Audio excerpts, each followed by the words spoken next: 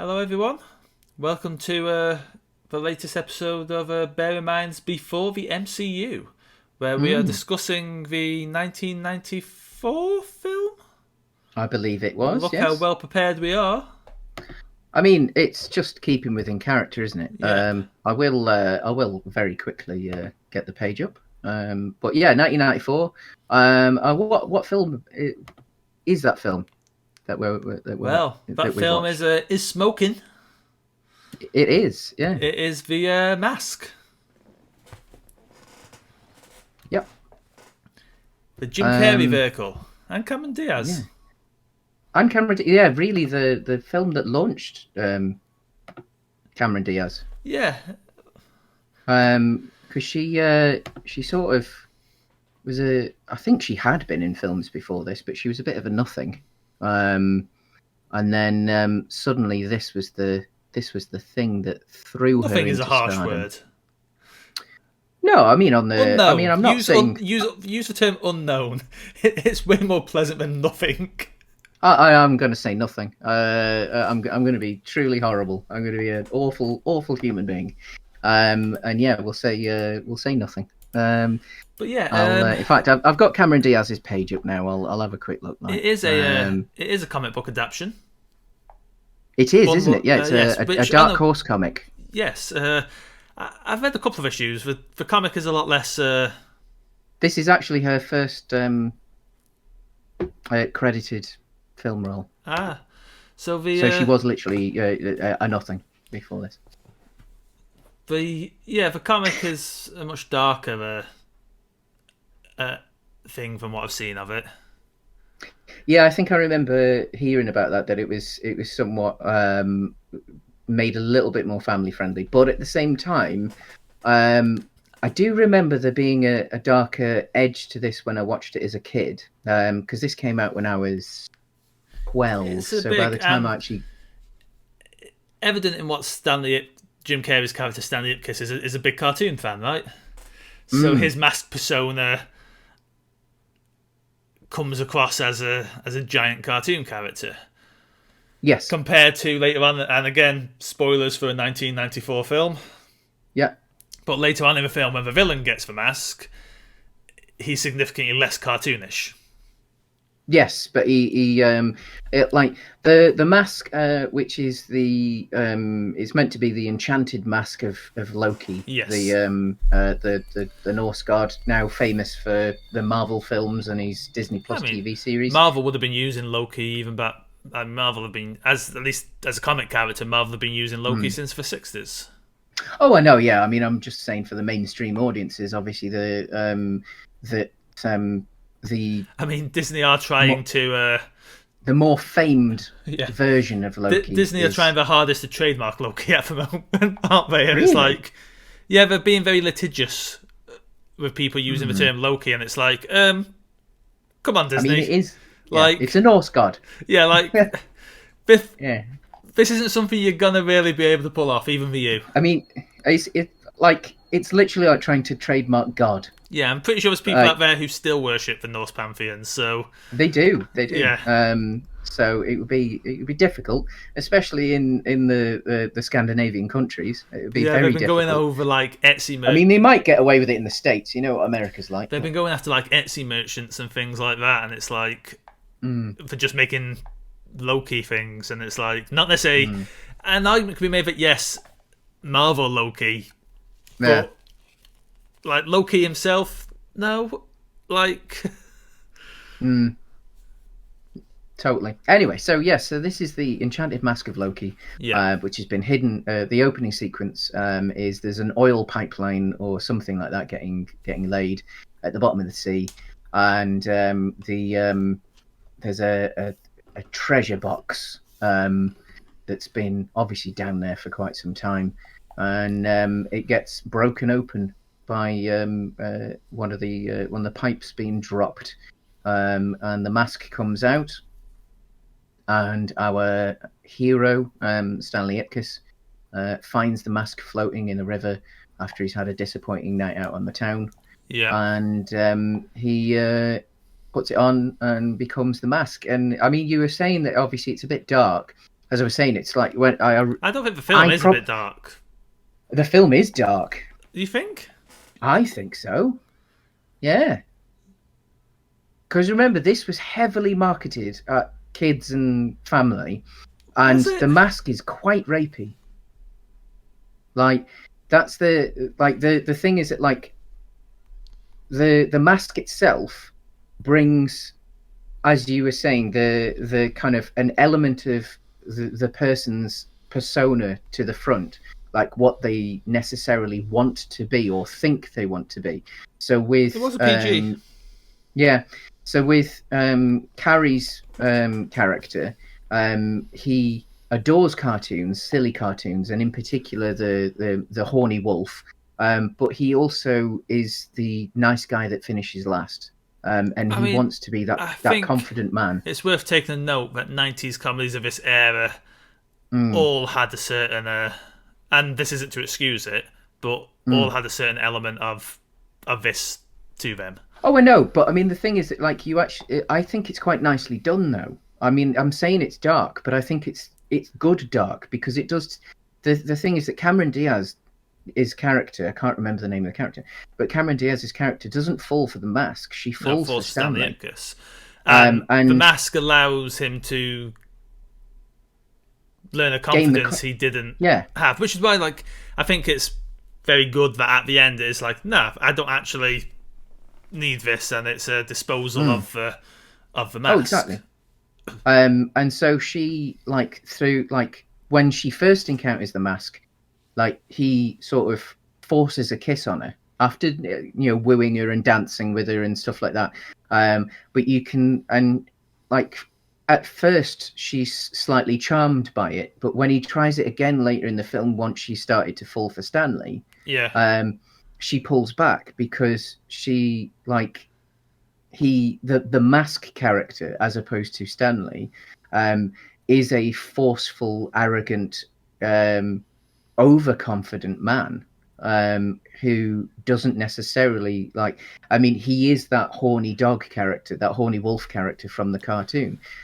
So he doesn't know when to take no for an answer. And I think actually there's quite a nice tale being told within that. So it's doesn't finding the balance between how Ipkiss views he wants to be, how he currently is, and how he should be. Yeah. So he's got a nice story arc because he jumps from where he is to where he thinks he wants to be with the mask, and then finds a nice medium in the middle where he's got. I know he masks back up for the final confrontation, but ultimately it's Ipkiss who saves the day, right? It's Ipkiss who breaks out of prison. Yeah. It's Ipkiss who heads into danger. It's without the mask, without any attempt to get it back again, right? And I think that's where, because obviously in the beginning of the film, when the first couple of times he puts the mask on, he wakes up without the mask. So it's it's almost like it's like he's been on a night out on an absolute bender, like he's been out on the drink or on the drugs, and he's woken up and he doesn't know what's happened. And you could imagine actually that's quite a nice allegory, really, because suddenly having this confidence by putting this mask on would be similar to getting blind drunk or off your face on narcotics. Worth noting, but throughout the film, he suddenly starts being able to take the mask off. Yeah, because he's becoming stronger as a person, and the will of Loki. He's beginning to be able to control the will of Loki. So it's also worth noting that the mask, at least why the mask is Ipkiss, doesn't kill anyone. Like, all is kind of like he has his. Oh wait, no, he does kill one person. Sorry, that crook who robs a bank dies eventually, doesn't? I think so. Yeah, but in general, a lot of his violence is generally comical. When he's radically found a Tommy gun, he doesn't hit anyone with it. Yeah. Like, but in counterpoint to the villain's version of a mask, it was very brutal, very...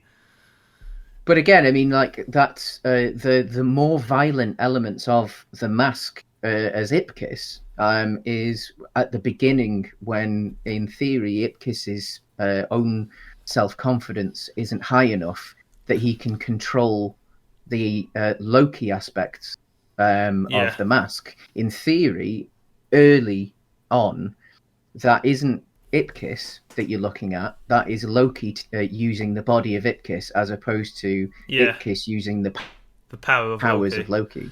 I think Yeah. the insertion of So Ipkiss it's as a actually Ipkiss as a cartoon fan, I think, is a stroke of genius for yes, the film. because it gives a really simple setup to allow the absolute absurdity of what his version of the mask is. I liked the slight shift in tropes as well, in the fact that because a film like this would be very easily go down the path of like, oh, because Cameron Diaz is, for want of a better term, she's a gangster's mal, right? If we're taking a traditional gangstery look, and then you've got the kindly journalist, and that this in the traditional film using those tropes, it would be like, oh, The kindly journalist Stanley kind of wants to be with a gangster's mal, but learns that the kindly journalist is the person who's really who he's meant to be with. But to quote our good friend Admiral Akbar, the kindly journalist in this case is a trap. Indeed. And like, And because you the missed thing the is, Admiral like, Akbar on the screen, Matt. I'm I sorry. bought a prop and everything. Oh, did you? I was actually just looking up the kindly journalist actors the IMDb page. Chris Sorry, got me an Admiral Akbar for my birthday. Amy Yazbek. Amy Yazbek. Yeah, because she was quite a significant actress at the time. Like, she was in quite a lot of. Well, they're building her up as because they build you up knowing that people would know that trope, right? So they build her up in that way. They build her up as the heroine. Well, she played a lot of like that kind of character. Yeah. Where she was. So people will be expecting it from the actress at the time as well. Then. Yeah, where she was obviously stunning, but she played the kind of the slightly more homely, the homely girl that the hero goes for, and so like I mean she was in the Problem Child films. If you ever saw them, she was the I think the mother in that. They were very, very films of their time. Possibly worth a little watch. It might be. They're potentially one of those films that you go back now and you might go, ooh, did they? Oh yeah. No, like they're slightly like modern cancelled films from what I remember. But yeah, she like. She always like teased being something more than she was, like becoming a bit of a bigger star. And I'm sure I have a vague memory of this being a film that was potentially blamed for her not becoming something bigger because of Cameron Diaz. Yeah. And obviously Cameron Diaz goes on from this to be a 90s comedy star in these kind of films, doesn't she? Like, yeah, 90s and noughties. Yeah, it's a step from here to Something About Mary to. But she, you see, I've even got a vague memory of this not being the original plan for the way round it was going to be. I think it was originally potentially that it was going to be the traditional femme fatale. It would have been a worse film for it.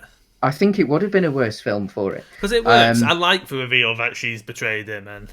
But I do have a vague memory of it. Like it might just be like the Mandela effect, but yeah. Like I do have a vague memory of it. I do very much remember watching and enjoying the, as was the case with a lot of stuff in the 90s, right? How film like, and again, this was a PG as opposed to anything higher, but it was still in a time. I mean, bearing in mind that like. The 12 hadn't existed that long in the United Kingdom at the time. I loved about the 90s. So it still wasn't necessarily a well-defined certificate. It's an era of kids' toys and cartoons based on films we shouldn't be allowed to watch. Like, Yeah. hey, look at all these awesome Starship Troopers toys, kids.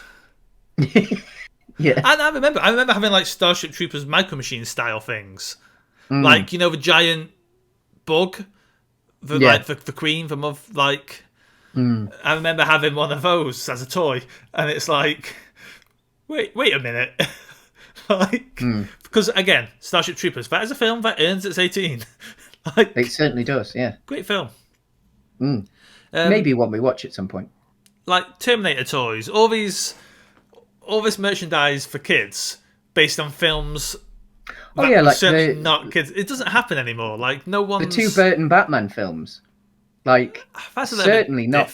You're right, but No, but Batman's Batman. Batman is fundamentally for kids. I think that. That's the thing, though, isn't it? That like Batman potentially is for kids, but that film wasn't for kids. But Batman at least has an origin as something for kids. So toys based on it, even if the film isn't, kind of makes sense. I remember like my first experience of trading cards was the Batman trading cards, and they were huge, absolutely huge. They were kids that like would come to school with like stacks of Batman cards about that deep. And I never really got into it, or like because it just wasn't like it didn't seem something that like was anything like because it was just a bit of an oddity for me because it was like, well, it's not a toy, so when I take this home, I can't play with them.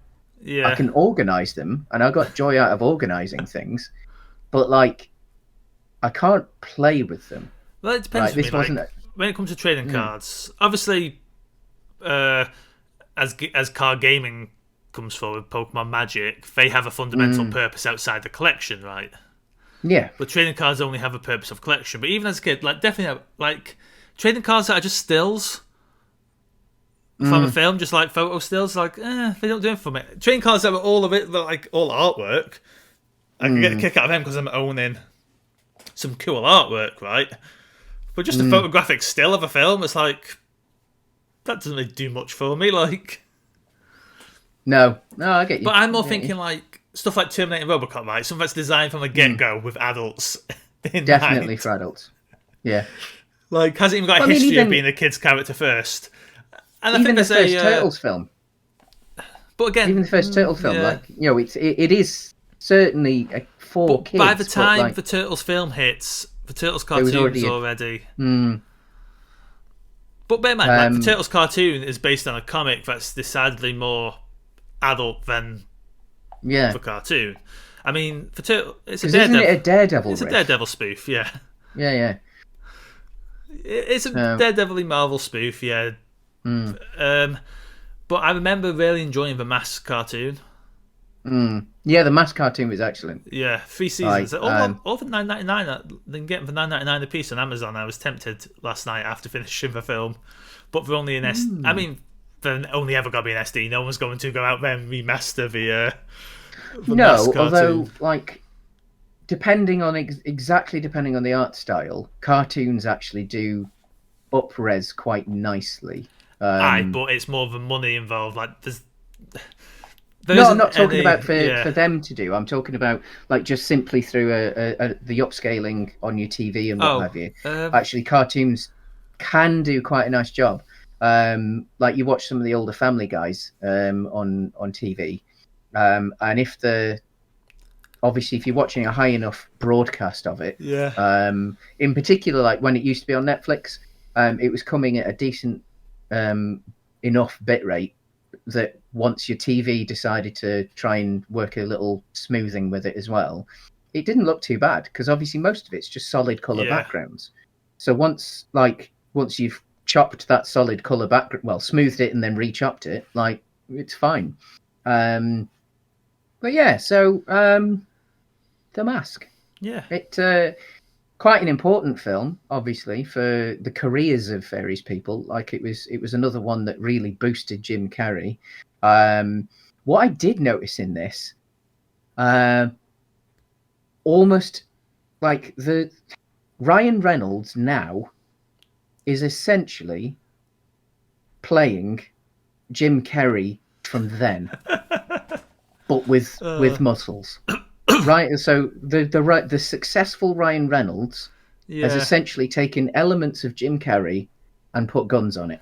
Like I know it may be my childhood and a Hmm. heavy dose of nostalgia, Hmm. but I do like that the like 90s early 90s era of Jim Carrey. Hmm. I never liked Cable Guy. I thought I Cable don't think Guy I've ever was watched Cable Guy. Isn't that Ben Stiller's first? directing. Yeah. Yeah, yeah. I didn't like it at all. Um, I've never seen Cable like Guy. admittedly, it has been a very long time since I For saw me, it's it. stuff like this, Liar Liar, Mm, I like um, that, Ace like, Ventura. yeah, I mean, I want to go back and watch the two Ace Ventura films. I know, obviously, the first one has its issues nowadays, but I would like to go back and watch that. It's only like it's not even an hour and a half long as well. The first one, Really? yeah, it's on Netflix, I think. Like, Well, Matt, so, mm, how many bears in masks out of 5? Bears in Masks out of 5. Huh. It's a difficult one, this, because it's certainly not a 4, I but it gave it. certainly does not deserve a cold light of Well, day. no, I gave it a I'm 3, but I thinking, didn't give it a cold like a day 3. I gave it an actual 3. I think it's like a 3.5. I think it's like a 3.5. Yeah, Like, I gave it a 3. yeah, I'm I'm gonna not. go I won't with lie. I didn't 3 bears in actually. masks plus the bear's little dog in a mask, because the dog in the mask is an excellent part I of the I film. enjoyed it well enough, but I think I was expecting to enjoy it a bit more than I did. Yeah. On a side note, Mm. speaking of comedians and the like, I saw a Freaky at the cinema the other day. The new, new it was meant to come out like last October, but Mm. the new film by the director of the Happy Death Day movies. Mm. Um, it is A new a riff on Freaky Friday, isn't it? yeah. His thing is Mm. smashing like the Happy Death Day movies are slasher films smashed into time loop films. This is Mm. a slasher film smashed into a body swap movie. Mm. And Vince Vaughn, yeah, Vaughn, yeah. spends most of the film playing a teenage girl amazingly Mm. well. Like, great film. If you get a chance to see it, watch it. Yeah, I mean, I know that um, Black Widow's out at the cinema now as well. Like, Yes, I do need I to see do Black Widow. want to go to the cinema. I was booked in for tonight, but I cancelled my ticket because it was slowly starting to fill up a fair amount, and it's like that's a bit full for my Yeah, for my kind of desires at the moment. Like I've been I watching think what. films towards the end of a run in the smaller Mm. screens because there's barely anyone in them. So I have Mm. ventured back into the cinema, but not into any crowded showing shit. And Well, living. give Oldina doing a good job of social distance. If you book a seat, they block off the 2 seats next to you. Although only for a week and a half. Yeah. And then it's let's everyone get the Delta variant day. Yep. Like, Maybe I should go to the cinema while it a little bit more while it's safer. indeed, yeah. I have had my second jab now though, so double vaxxed like yourself. Mm, I think I'm very lucky, obviously, where I live, in a metropolitan area. So there are 5 cinemas, Yeah. 4 of which are in walking distance from where I am. So I do have options.